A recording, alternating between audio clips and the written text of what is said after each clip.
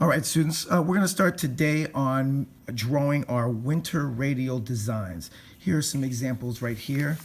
These are all very different.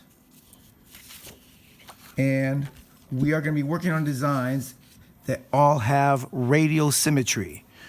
Radial, that means around, like a radius. Symmetry means it's the same on all sides. You might be familiar with bilateral symmetry, like a butterfly. That means same on the right and left side, but these are going to be the same on all sides, no matter which way you turn it. If you were with me in the 4th grade, you may have done this already. 4th graders do radial symmetric rose windows, stained glass windows by cutting paper. But we're going to draw ours. Here's some more examples. Radial symmetry. There's shapes, all sides. The shapes are the same. The way we do this is we are going to cut our design first and then trace it on the paper. So if you're familiar with the idea of making a snowflake, it's the same kind of thing. So what we are going to do first is we are going to take our paper and fold it corner to corner first in half. Make sure it's lined up as well as you can.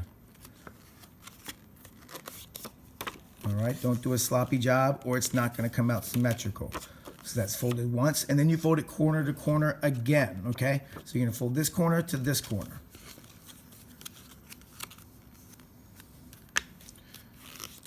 Now, you could fold it again, but this is pretty thick paper because we're going to use this as a drawing template. So if we tried to fold it again, it's going to make it really hard to cut. So I think just folding it 2 times is good. So it should look like that. After that, you can cut it just about any way that you want. Try to make your cuts interesting, all right? A lot of times I start out in the middle. Now let's say I just kind of cut there, cut there, cut there. Let's see what that looks like, okay? Now, that's okay, but I think I can make something a lot more interesting. I've got basically 2 different kinds of shapes. I got this shape and I've got these shapes. So I'd like to maybe cut something a little bit more interesting. I can go back to this middle one and I can cut, they don't have to be, let's see, and I can cut, let's see, kind of a teardrop shape in there. Or I can cut the edges off.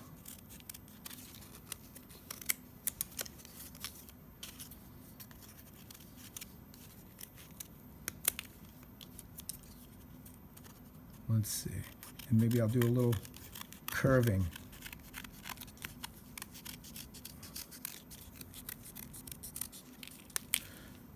And open it up now. Now that's a little bit more interesting. And if you don't like your design, you could always fold it again and maybe make another cut. Maybe you want to make a cut down the middle.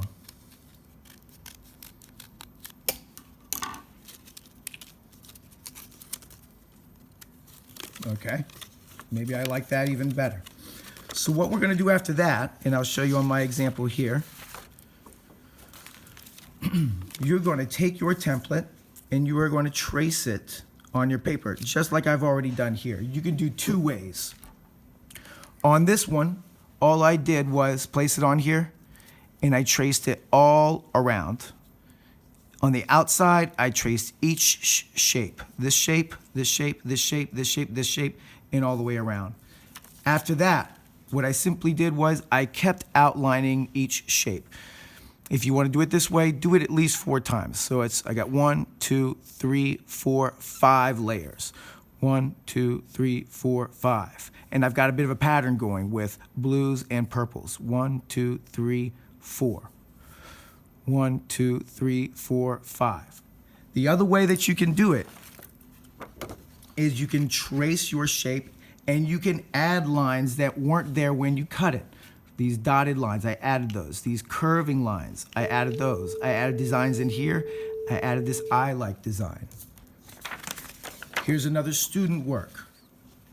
Again, these are the shapes she cut in here.